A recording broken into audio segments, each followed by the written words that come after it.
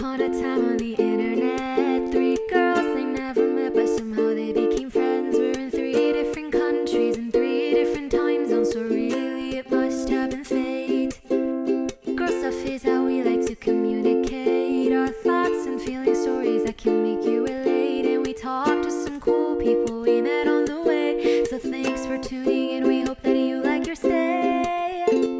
Hi, I'm Hannah. I'm Ella. I'm Mel.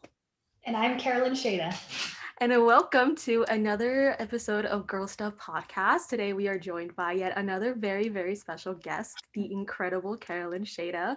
We are so excited to have her here, have her share her story about, her journey as a professional ballerina, as well as all of her incredibly exciting recent projects and upcoming projects as well. I would like to put a disclaimer out there that the three of us, Hannah, Mel, and I, are in no way dancers in any shape or form. But I did do PR marketing for the Boston Ballet my senior year of college. So I do have a really big love and appreciation for ballet. And so I'm really excited to get to learn more about your journey and your career as a dancer. So just to let the audience get to know you first off, do you mind just giving a little introduction on who you are, where you're from, what you do, etc.?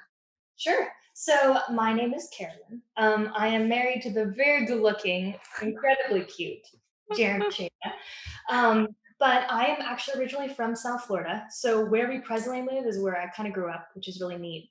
But I didn't do most of my living or growing up here in Florida. I moved away from home when I was, 15 to start training to be a dancer. So I moved to Tampa, Florida first to train there. And then I moved to Manhattan when I was 16. So honestly, some of my most fondest memories of like growing up and kind of figuring out the dance world all happened in New York. And then after I left New York, I actually got a job out in LA. So I lived in Los Angeles for 3.5 years. Danced professionally there, and now we're back in Florida. Wow. That's kind of the abridged version, but if you want me, I can dive into the schools that I went to and things like that. Oh, for sure. Yes, please tell us all about it. So Ella, you brought up Boston Ballet. I actually used to go there for the summers quite a bit. So, Oh my goodness. Yeah. But so I kind of started dancing a little bit later than most people. So I didn't start getting really serious until I was probably 13, which, being a dancer, a lot of kids start super young. So my little sister basically started like once she was born. I was really into sports and kind of the competitive athletic type things, and dance to me just always seemed too girly. Which in hindsight, but I had a lot of people surrounding me that were like, no, you should try it. Everything about you, your persona would really be wonderful to kind of give dancing a go. So 13-year-old me was like, okay, what the heck? Like if I don't like one class, then I'm not going back. I ended up loving it. I thought it was the greatest thing ever. And shortly after I started dancing, I was like, well, if I'm going to make this a career, like I need to focus and figure out what comes next. My family is the greatest family in the history of the world, I think. They're so supportive, and my mom and dad were like, okay, girl, well, what do we need to do to make this happen? So we went through all the steps, definitely took wisdom and guidance from a lot of people, and they thought it best for me to move away. So I went to the Patel Conservatory. So goodness, what is their new name? Slipping my brain. Anyway. We'll look it up and put it on the screen. So it's a ballet school in Tampa, Florida. And it was, I guess the best way to describe it is kind of a stepping stone school. So there was no ballet company attached. It was just a place to house and curate dancers. So it was honestly one of the greatest experiences. And if I didn't go there, I don't think it would, moving to New York. So I stayed in Tampa for a year. I did a variety of ballet competitions, competed in Panama, competed all over the States, which was super fun. And then my dream since I was like 13 was always to dance in New York. So the School of American Ballet was always kind of at the forefront of my mind. I'm not quite sure why in hindsight, but it was just something to me that felt like if I make it here, wow, like I can do it. So I auditioned for their summer program. I had gotten with a full scholarship, which was bonkers to me because I'm this, little kid from nowhere who just learned how to point her feet. But I got into New York, and that whole entire 5-week program, you're basically auditioning for the year round. And so it was probably the most stressful 5 weeks of my entire life, because you're just hoping and praying that they ask you to stay year round. So it was the wildest thing in my mind. They didn't accept anyone in my level the entire 5 weeks. And so at the end of the program, I'm like, gosh, this sucks. Like, I've let myself down. I don't know. Like, I thought I had a chance. And then all of a sudden, the very last day, I get asked to come to the office, and they're like, we're so sorry for the delay. We were figuring out different things. We would love for you to come to the year-round program. And I'm like, what? So after that point, basically my life trajectory changed so much. I moved to New York when I was 16. I lived in dorms. I had a ton of roommates, all amidst while really focusing on academics. That was something my parents really held near and dear. So I actually did college while I was in New York. So I have my associates, which is pretty sweet. I need to go back to school. There's plenty of time for that. Definitely. But all while I was training, I was, getting my college credits and just really focusing on what more there could be outside of dance. Dance, as you guys know, is such a rigorous career, one that is not long lasting.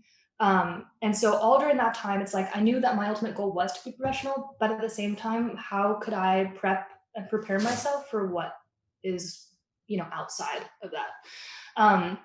So I took a lot of business and marketing classes, and I had always continued drawing. It was kind of an escapism for me, because the dance world is a bit toxic, as amazing as it is as a visual art, and I absolutely adore it. I mean, gosh, it's incredible.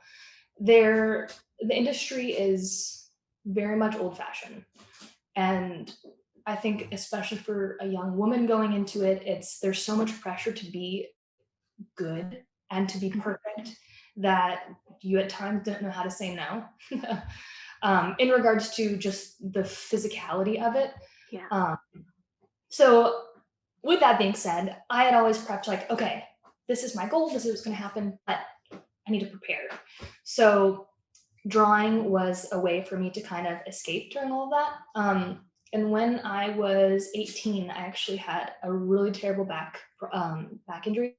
It was basically fractured, but honestly, I feel like if I fractured my back, it would probably been worse or better than I had like torn ligaments and slip discs, and it was a whole thing.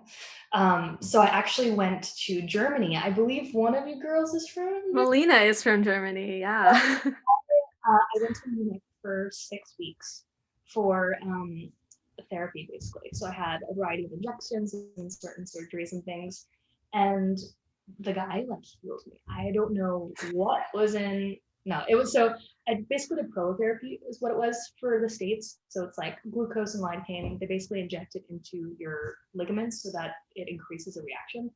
So I did that, which was so painful. But again, my parents were the ones who were like, okay, this is your dream. We're going to make it happen. How can we best support you so that you feel like your goal is fulfilled? So Germany was the answer. So it was about a year-long recovery. And at that point, it was like, what's the point of going back, But there's just always something in the back of your mind of like, could I do it? I'm afraid of something. But I'm so sorry, girls. No, it's I don't know where he. So let me go back. So I ended up taking classes again and kind of getting back into the groove of things, and it was probably the most challenging year I've really ever had to deal with. But at the same time, my friends and family were the ones that encouraged me immensely. So moving forward, I was like, okay, I just need to prove to myself that I can do it, So after I started getting back, continued schooling and things, and then went through audition season. And audition season is terrible. I don't know how actors do it because they go on like thousands of auditions. I just did, maybe 20, and I wanted to like go crawl into a hole, right?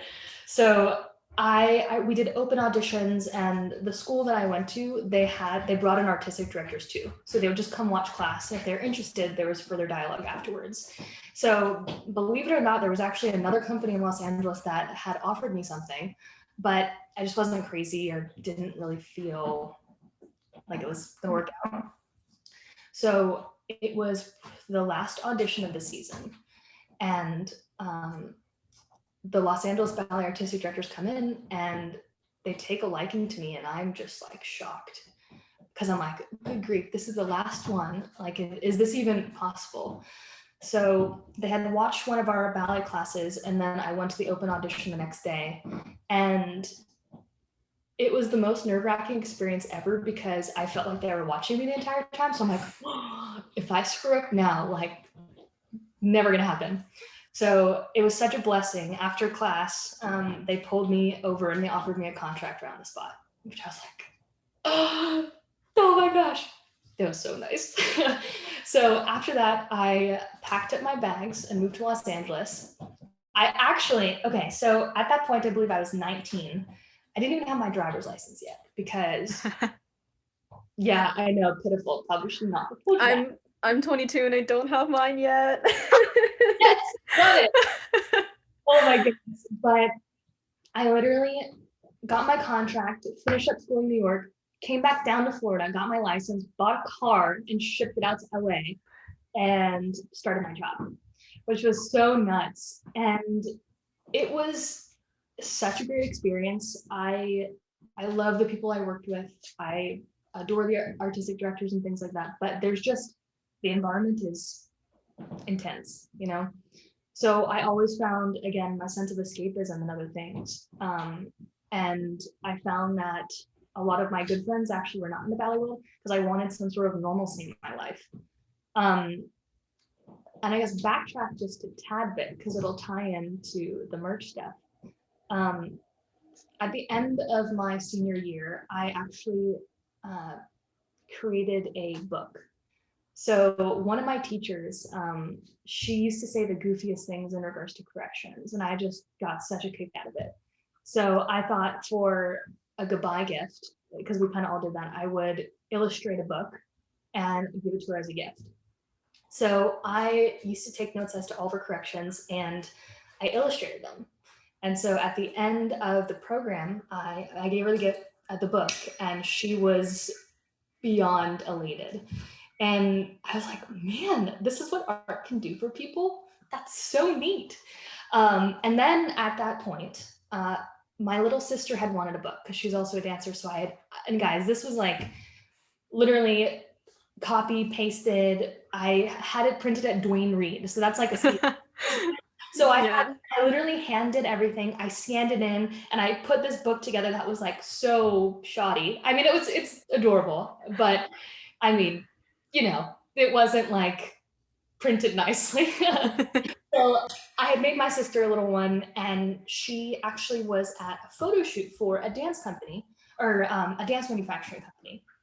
And she brought the book in, and she was just showing all of her little girlfriends, and winds up the COO of the company was just curious about what she was looking at. So the COO comes in, she's like, oh my gosh, this is great.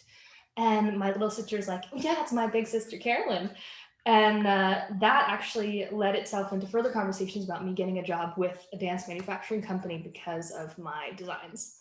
So it started off me helping out with social media and doing certain graphic things and kind of helping, or kind of being a sounding board for their graphic designer too. And it was such an incredible thing because while I was dancing, I also had a job in marketing. So all amidst me living out in Los Angeles, I worked for a company actually back here in South Florida. I would wake up at 5:45 in the morning for our 6 a.m. phone calls. Then I would run to rehearsal at 9. Then I would jump on some other phone calls, get some work done, and then usually have a show. So it was kind of a crazy couple of years, but something that I would never give up just simply because of all the opportunities, you know? So I retired from the Los Angeles Ballet last year. So Jeremy and I were very serious at that time. And ultimately for me, I knew that dancing there was like the little check mark off of my box of, no, I'm a dancer, I'm a professional dancer, and now I have the expertise to go other places. And I was completely fine with letting go because I knew it had aided my life in so many areas. Um, as a dancer, I feel like you take the discipline and dedication into all facets of life. So I knew that me leaving the professional dance world, it wasn't, that didn't have to define who I was.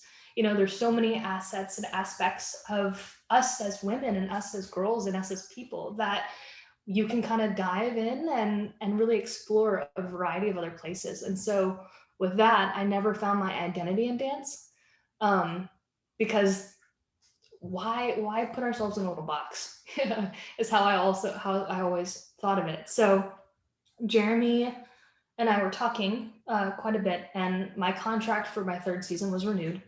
I had accepted the contract and everything, and he booked Phantoms. And it was such a blessing in so many ways for us as a couple, financially speaking, kind of moving forward with our relationship. And he was in Vancouver. I was going to be in Los Angeles by myself. And we were like, what? Why? Why are we doing this? Why you know, I felt fulfilled in that arena. He was leaving. It was like, okay, let's figure out what's going to be best for us. So at that point, before we were even engaged, I had decided that I was going to make my contract null and void, and that I was going to move back to Florida just to save a little bit of money, and then we were going to probably get married. So And you did. we did. We definitely did. So at that point, we're very confident in each other and knew that we were going to get married. There was never no question about it. But it was this leap of faith a little bit to be like, okay, I'm done with this. I'm moving on to the next thing. And so I then transitioned full time into working for the dance manufacturing company, which was awesome. I mean, I had done it for so many years that it was like, okay, now I can be full in, which was so neat. So it was a graceful transition from being a dancer to no longer dancing, but definitely different. I mean, you're no longer working your body in that way anymore. But yeah, it's awesome. I find now I teach quite a bit. So I actually still teach here down in South Florida, which is super fun. I taught all growing up. And I find that yoga a little bit helps me like pretend that I'm still dancing. So I love that because it kind of gets your wiggles out, you know? Yeah. But yeah, that's kind of a bit of my story from my background until where I'm at now.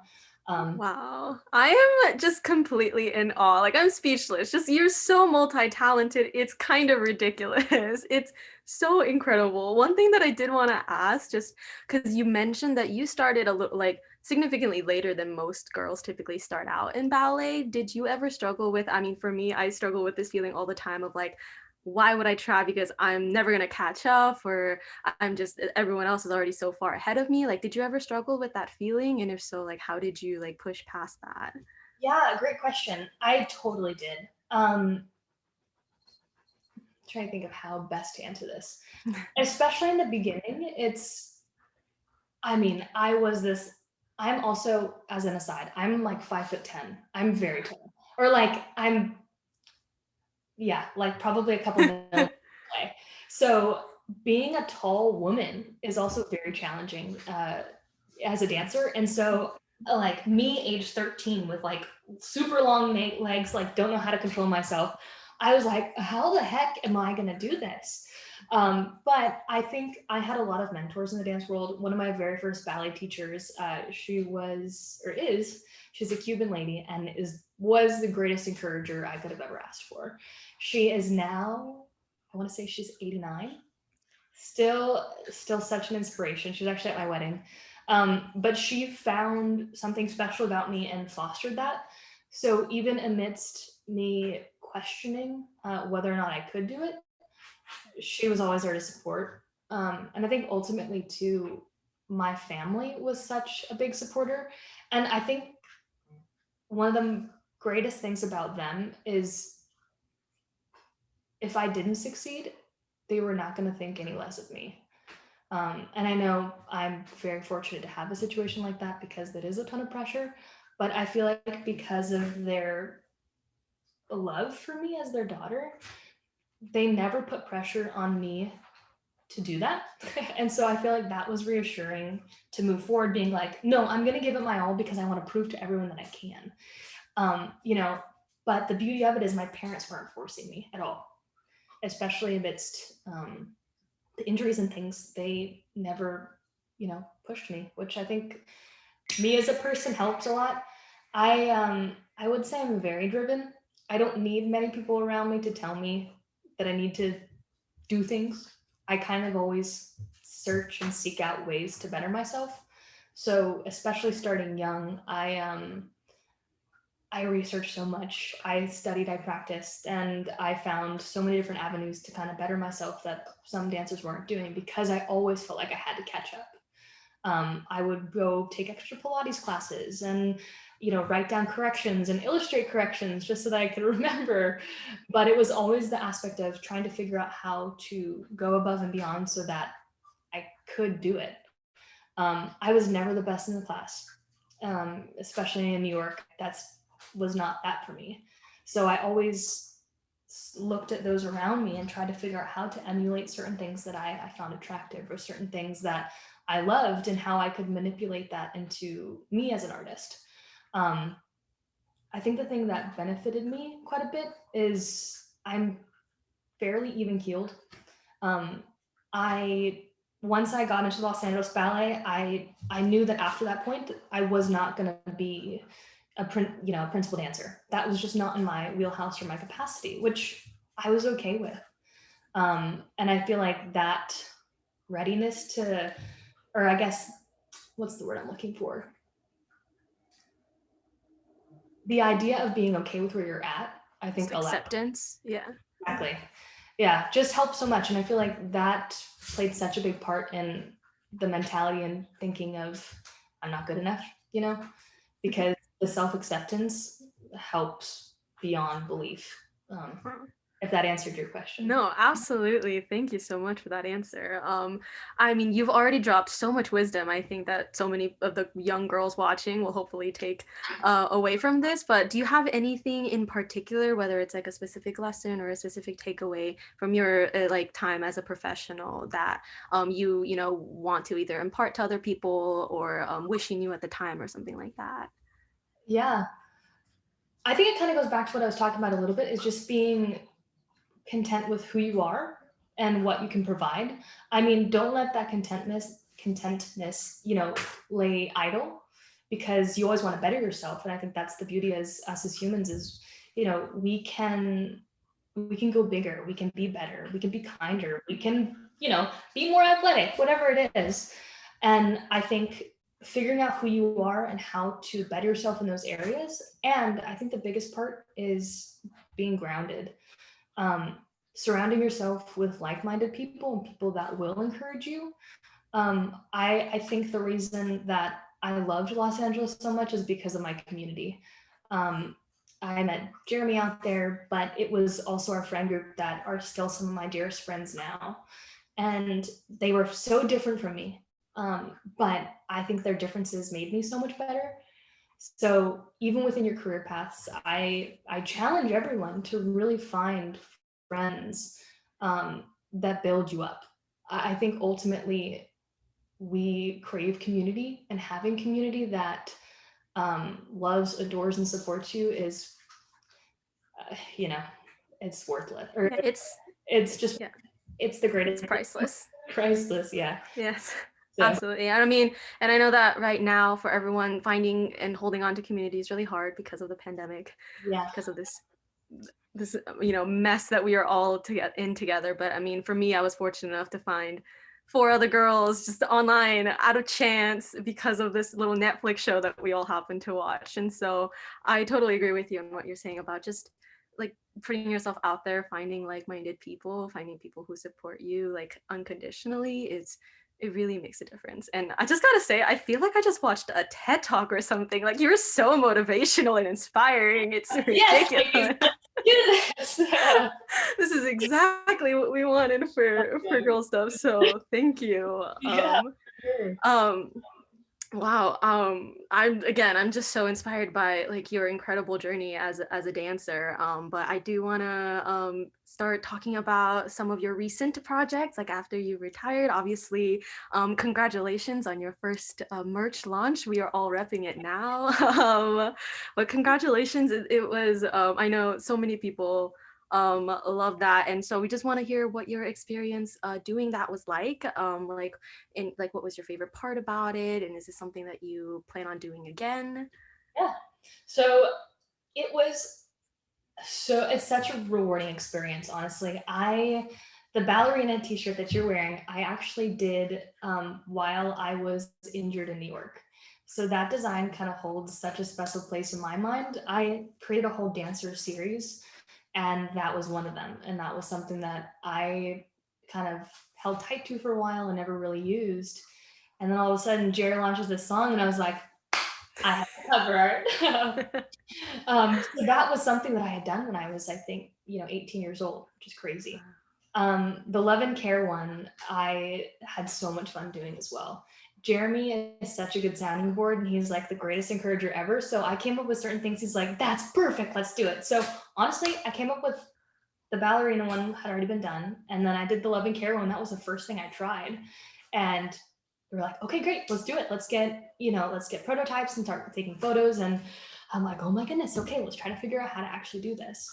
So the neat part about, I think, this type of line is A, it's very near and dear to both of us, but B, we did it all of ourselves. Like I have a lot of business connections and things, and there's a fulfillment center actually like 30 minutes away from where we live.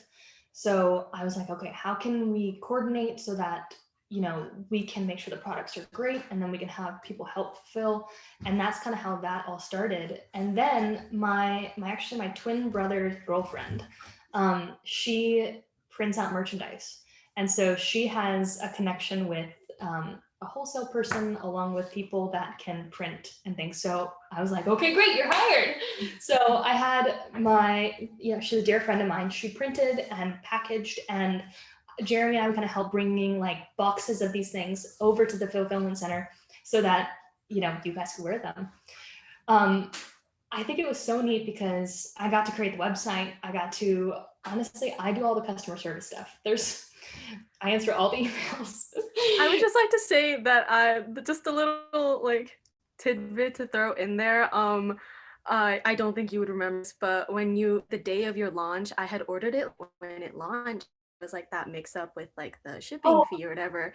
And I had said like, I would love it if you could donate the extra shipping fee to Be Strong. Yeah, that was me. I don't know if you remember, but it was like, remember, because I gave you as an example, like we were talking to my family about it, and I was like, I made the rookiest move and I feel so terrible. So the first like 2 hours, Jeremy and I are going back reimbursing everyone like $15 because we feel so terrible. And all of a sudden your message comes in, and we both paused for a minute. We're like, holy crap, there is so much good in the world.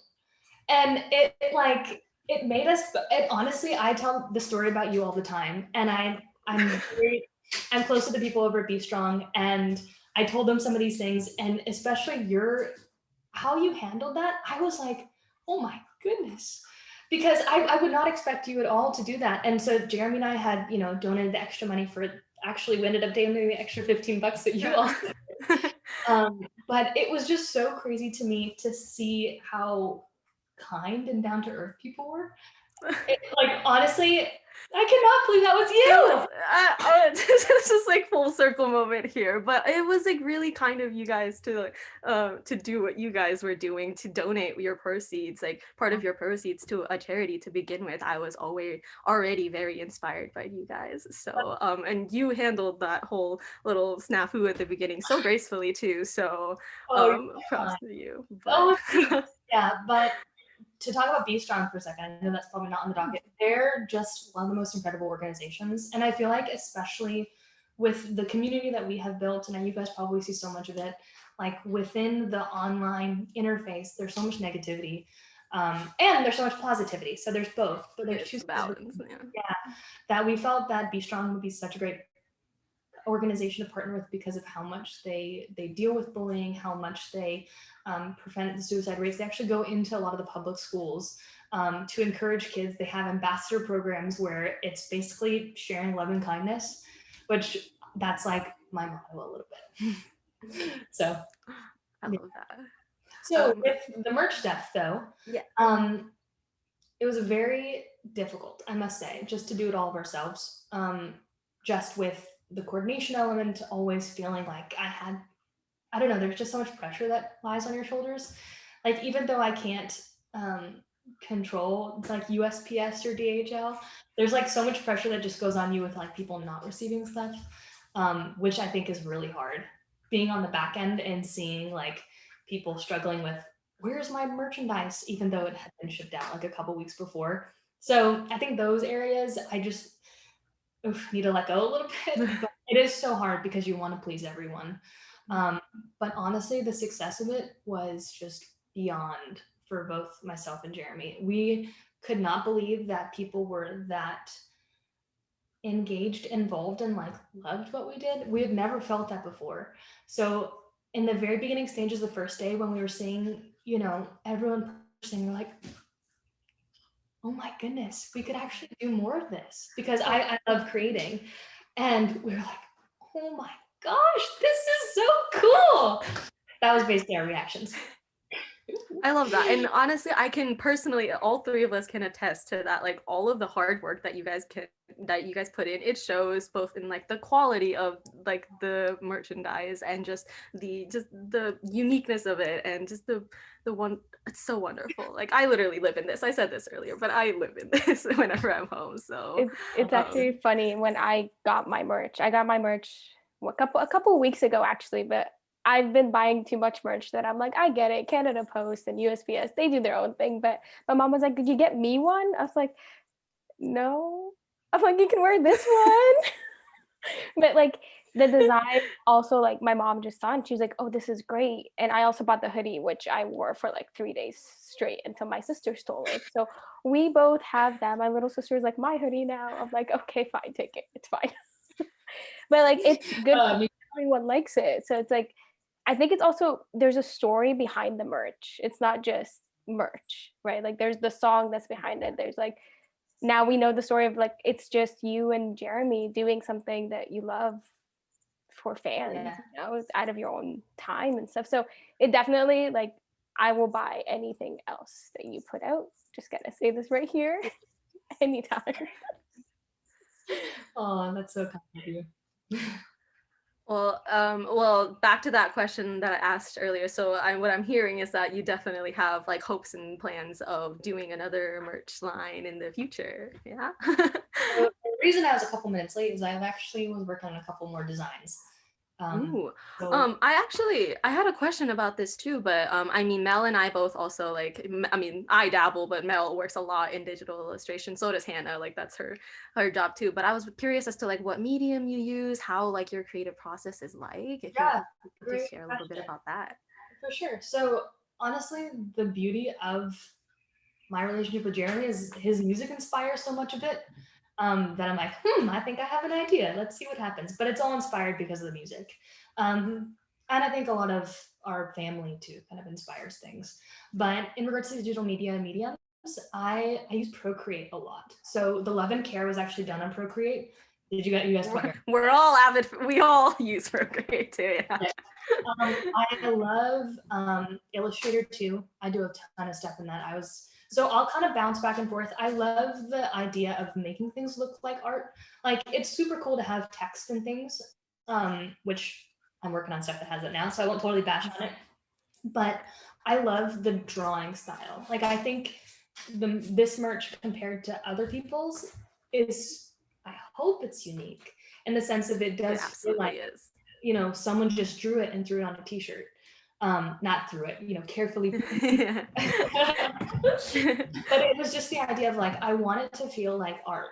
Like I want, as much as I want things to kind of be professional and be, icon, or like stand out, I guess is a better way to say it. Really want it to feel like I hand drew things. So Procreate was lifesaver, but I do a ton of Photoshop. I actually put together Jeremy's EP cover too. So my twin brother is a great photographer and kind of collaborates with me on things. We just kind of all enjoy a lot of artsy stuff. So Carson took the photo, I edited, re-rendered, and kind of did everything in Photoshop in regards to the text, Photoshop and InDesign a bit, which is super fun. So literally everything for Jeremy's EP was like done in-house, which is so sick. I love that. Yeah, it's super fun.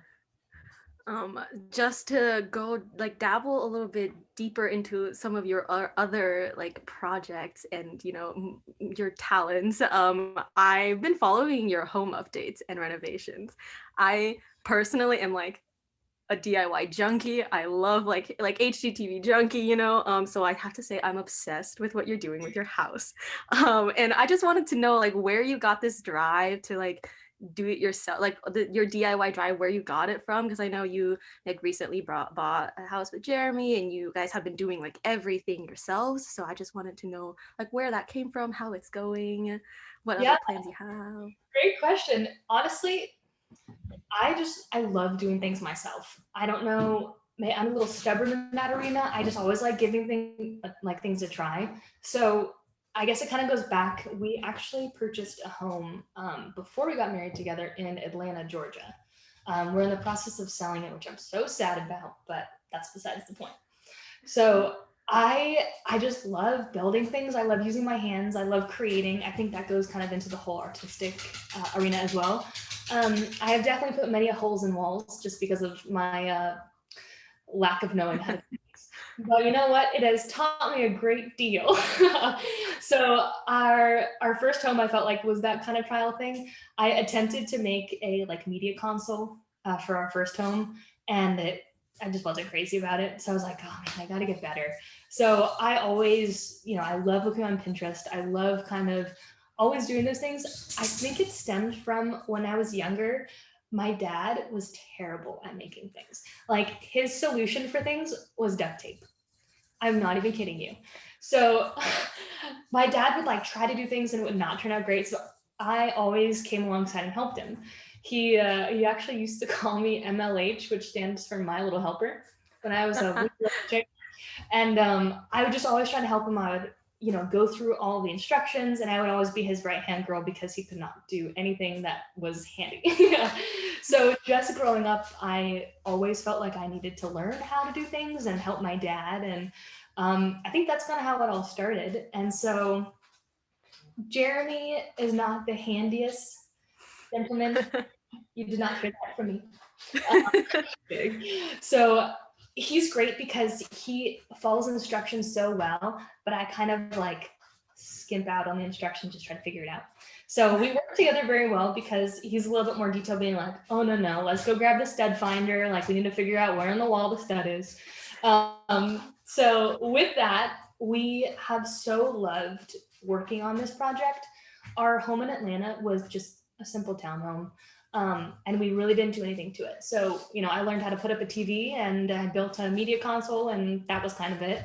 Whereas this home, we actually like completely gutted the interior of it. There was like mold in the kitchen, so we really needed to like gut it. And I had like so many different Pinterest boards of things that I wanted to do. And we had an awesome contractor kind of help us and walk things through, but we also wanted to do things in like a very economical fashion. Money does not grow on trees, unfortunately.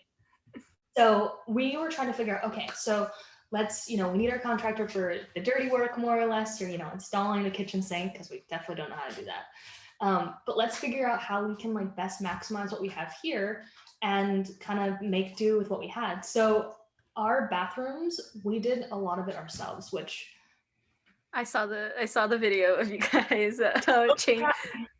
It's crazy. And it was just like so neat. We had my brother and his girlfriend also kind of helped us with some of like the shiplapping stuff, which we so love. So it was kind of fun walking through that experience and all learning together. I love building. I don't know why, but it's super fun. So that's definitely allowed me to get some of my building itches out. But now my brother actually just bought a little condo. And so I'm going to start helping him with some of his DIY things too. So probably going to be making some stuff in the very near future. Incredible. Yeah, super fun. I just love home stuff and making it look cool. Me too. I'm obsessed. Like I am the kind of person who like just sits like around and thinks about her dream home. Like just that's what's running through my brain rent free, you know. Oh, My Pinterest boards. love that. We mentioned a little bit about I said that I've seen some of your videos that you posted of like your home renovations and stuff, but you recently just launched your own YouTube channel and you also have a couple channel with Jeremy.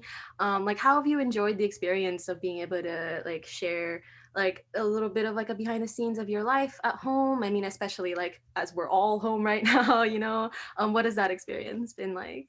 It's been honestly so neat. Again, going back to the fact that people care is just mind-boggling to me. It's so fun because Jeremy's a part of certain things, and especially with kind of launching my channel, I get to kind of dabble in things that I love to do, and I hope that people enjoy it. But it's been a neat experience to kind of show people who I am a little bit. Because Jeremy's been in the industry for so long. I danced, and then I worked so much in marketing. I actually just left one of my jobs. I have a couple different jobs, but Busy girl. yeah, one of my main jobs that was a 9 to 5. I just left, which was awesome. It was such a beautiful experience. But it was one that I was like, I need time. There's so many projects that I want to work on and so many different assets that I want to delve into and create that it's, very difficult. That was definitely a big leap of faith for me because I love structure. But needless to say, it does allow for more creating, which I so adore. So I'm really excited to continue kind of diving into that space, figuring out where my niche is. I feel like if you've watched some of the videos, they're all different yet similar. So I feel like I'm just trying to figure it out. I want to walk before I run, if that makes sense. I want to figure out the content that I like creating and hopefully an audience that enjoys watching it, as opposed to being someone that people want me to be, if that makes sense. For I sure. think being authentic is the greatest thing. And I feel like, especially for people watching it on the video, it's super important for people to feel like you're being yourself. So yeah, I'm thrilled to start doing that. So hopefully the goal is to have a video every week, and then for our couple channel, every other week. So I think it'll range within the couple channel sphere from Q&As, challenges, vlog type things, probably lots of DIYs, just kind of us being goofy with one another. And then I think my channel will maybe hone in more specifically to home things, maybe baking and cooking, because I love cooking. For sure. And I mean, just speaking on that note of authenticity, I think it definitely comes through in all that you do, whether it be your merch, your videos, even this podcast episode of you sitting here and talking with us. It's just authenticity really seems to be like the core of who you are. And I really, really have to say that I admire that a lot. Especially, again, as we are in this like, internet sphere of like a lot of women, and there can be a lot of negativity and there can be a lot of, just a lot of toxicity, and so being able to share authentic and genuine and kind and caring like personas and perspectives, I think is really, really important. And thank you so much for sharing your life and your story with us. We really appreciate that.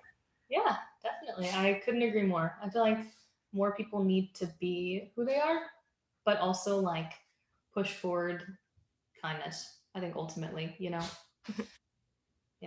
Well, I know that you have already mentioned some other like ventures that you're hoping to like dive into. Is there anything that you like haven't like dipped your toes in yet that you're hoping to maybe try out in the future? Good question. I think there's so much new right now that I'm just trying to figure that out. Especially with, diving into this online space further, trying to figure out what my, footprint is there. I want to like hone that a little bit better before kind of going a little bit bigger. For sure. I think ultimately though, continuing to create products, continuing to draw, that's always something long term that will stay. And so I hope that there is a a big enough fan base for people to kind of want that too, so that it just continues to spur you on to create. So Yeah.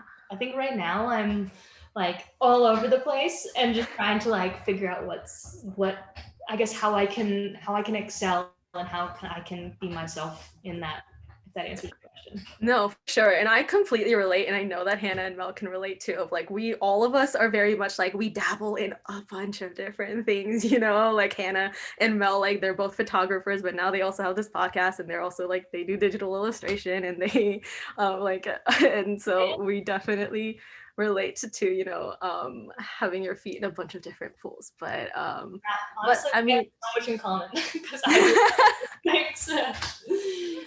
It's crazy, but I mean, we are young. This is what this time is for us to do, is to discover like what kind of things bring us joy, what kind of things we find our passions in, and really exploring that to the best of our abilities while we can, not to be cheesy, but like YOLO, That's like kind of how I feel at this moment in my life. I'm like, right now I need to seize an opportunity. Like what I'm doing right now, I feel like it's going to allow for just more creating. And so leaving one of my jobs, I was like, oh man, this is so hard. But at the same time, like, seize the day, honestly. For sure. I mean, I relate too. I mean, right now I work a 9 to 5 and I'm not quite at the point where I'm ready to take that leap into like quitting and, exploring like create, art and stuff like that full time. But I definitely relate to like being on like that precipice of I want to take a leap like towards, like what I would like to do and what I could see for myself in the future. So congratulations for taking that leap. Yeah, it's scary for sure. Mhm. You can't keep that. Your dogs are so cute. I'm fangirling over your dogs. They're adorable. I feel over them every day. I love every story that you post with your dogs. I'm just like, my heart melts. And I'm not really a dog person either, which is funny. Like I don't like I've never considered myself a dog person, but your dogs are so cute. Oh, I love them so much. I've always been a dog person, but I think ever since we got dogs, I'm more of a dog person. Well, we're starting to kind of wrap up here, but I was hoping at the end, if we had a little bit of time, I wanted to bring up Julie and the Phantoms just because of the origin story of this podcast. As people like listening know, like the five of us met through Julie and the Phantoms. We met like online because of it, and obviously because Jeremy, your husband, like is one of the main characters of the show. Like we just wanted to know like what it was like to witness some of the behind the scenes of developing and filming this show, because we know that like you guys were engaged at the time or engaged, right? Mm-hmm. Yeah, and like I feel like in some ways, I mean, even though you weren't directly involved with the show, like the Phantom like community sort of adopted you into their arms as well, and like love and support you so much. And so I just wanted to hear like what your experience was with that, and also like what the reception to the show has been like on your end. And Sure. Yeah, no, great question. I think honestly, Julie and the Phantoms has been the biggest answer to prayer in our lives, just for Jeremy and his career. Because he did so much VO work before, and that's kind of what he was known for, and excelled in it. And I'll brag about him. He's one of the most talented guys I've ever met. And the fact that Kenny gave him this opportunity and that Netflix gave him this opportunity was just like, oh my gosh. Like I remember so I think I was in Los Angeles at the time. We were kind of really prepping for engagement, just trying to figure out when and things like that. And all of a sudden he gets like an immediate director session for Julie and the Phantoms. And he came out of the session, he was like, I think I did really good. And Jeremy doesn't ever say that type of stuff. He's like, I think I have a shot. And I think it was like the next day was taken in for, goodness, what is it called? Testing. So where there's just a couple of people auditioning for one role, but it's in a big room. They're kind of putting certain people with one another to see how they'll mesh and blend. And so he was in the testing process, and he's like, we got it. He said he had, Maddie, Charlie, and Owen. He's like, we're gonna be the band. So this is the first day of testing. The second day of testing, they're continuing all this, and he's like, goodness gracious, what are they waiting on? And they're continuing to do things, and all of a sudden, at the very end of the day, they tell, Kenny says, you guys are the band. And after that, they were like, you can't tell anyone. This is uncanny for us to tell people right away. So please keep it on the down low. So I had just flown to Florida. So I was in Florida with my family, and I get a call from Jeremy, and he's like, I got it. And he was on FaceTiming me. And so my entire family, and we have a very large family, everyone and their uncle and cousins, whatever, hear Jeremy say, I got it. And so my whole family is like, oh my gosh. And Jeremy's on FaceTime with people, and they specifically said not to tell anyone. He's like, Carolyn, quiet. So at that point, it was so thrilling for us. He had started band camp while we both were in LA together. And it was neat because everyone kind of blended very well. I had gotten to spend some time with Charlie and Owen a bit, and Kenny had all of us over at his house. And it was right before the engagement. So everyone, I remember, so Kenny had us all over for kind of a lunch and stuff at his home. And I was like, you've been talking so much about these guys. They seem a little quiet. I don't know what's going on. They were super nice, but I couldn't really read them. And I later found out after we got engaged that Jeremy had told them the whole game plan and strategy, and they were just so nervous that they were going to slip up that they felt like they couldn't really talk to me. So that's so cute.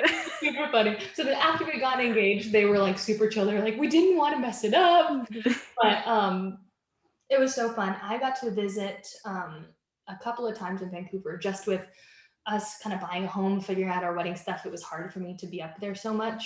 So while I was there, it just felt like family, really. Everyone was so accepting and kind. Tori is one of my greatest friends, and she's just, we met because of this. We followed each other on Instagram, and she would comment on some of my photos, and I would comment on some of hers, and really not knowing one another all that well. And we finally met in Vancouver, and she was like, I just wanted to meet you. You seem so great. And then it kind of hit off another great relationship. But that kind of the same thing goes with Savannah. Savannah is one of the sweetest girls too. So my brother was on a Nickelodeon show way back when. And Savannah, of course, was also a Nickelodeon show. So within the Nickelodeon bubble, you kind of know people. So he and Savannah clicked because of loving The Office. So I don't know how that relationship stemmed in the beginning, but it continued on for a couple of years.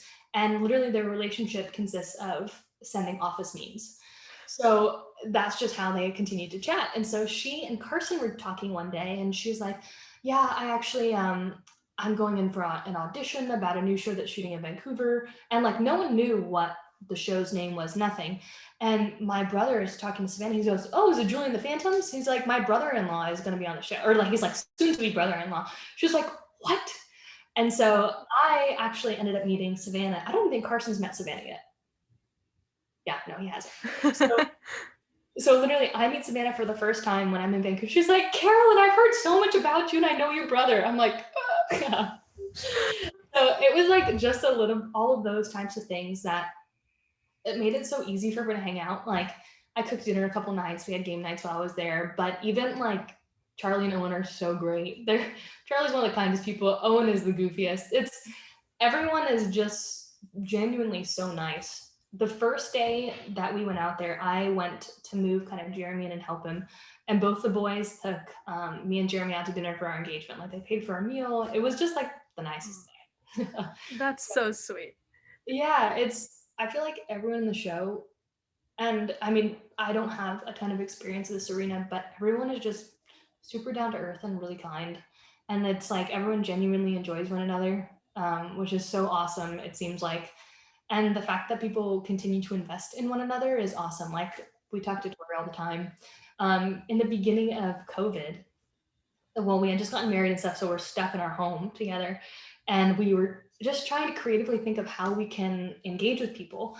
And we started playing Jackbox games. So we would have Jackbox on my computer or Jeremy's computer, and we would like Zoom FaceTime or like Zoom call, and then we would share a screen. I do So that with my friends, yeah. so that's kind of how we started kind of getting through a little bit of, figuring out how to play with our friends, because we're very much nerds. Like a good old game night is probably the best thing that does our soul so happy. So we had game night with Tori, Savannah, Charlie, Owen. So yeah, it's really neat. I think I would say that there's some of Jeremy's really good friends now too. Um, and the fact that everyone connects the way they do, I think again, it is such a blessing. And I think how Kenny loves and invests is the neatest thing ever. Like he genuinely, I think, the nicest person I've met in my entire life. And I mean, by the time that people see this episode, they will already have seen Tori's and something that she brought up. And we actually, like, after we had filmed her episode, we're talking, and we brought up how we were filming an episode with you, and she just gushed about you. But she was just saying how she didn't expect to like meet like her what she calls like soul tribe, like these close friendships. And you brought up Tori and Savannah, but like that's like not something that she was expecting to find, but like it was just like that's kind of what made like this whole like Julie and the Phantoms experience so special for her. And I mean, we're all about female friendships and here, so it's like really lovely to hear you kind of echo the same things that she was saying about it, and how you guys all just kind of became a family sort of serendipitously. So it's really beautiful to hear. Totally. Yeah. To go back on my relationship with Tori, literally Jeremy would just he would rave about Tori all the time. He's like, Carolyn, you just gotta meet this girl. She's just like you. She's so young, so ambitious, and so talented. He's like, every time she talks, I just think I'm talking to you at times. And I said, okay, I can't wait. And then we get along so well. I actually need to call her. So.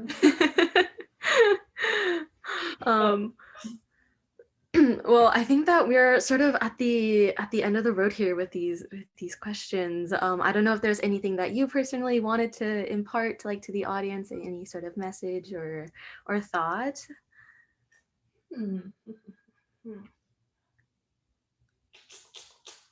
I sure hope there's a season 2. That's what we're all praying. Everyone cross your fingers. Pray to them. Yeah, but I think regardless of what does happen, we're very, very hopeful, just with the response of everything, which has been amazing. And I think ultimately the community that you guys have created is such a blessing to us. And I just continue to hope that, we can be good role models, if that's a thing. And that our relationship, our love for one another, and our friendships can hopefully seed and encourage those around us.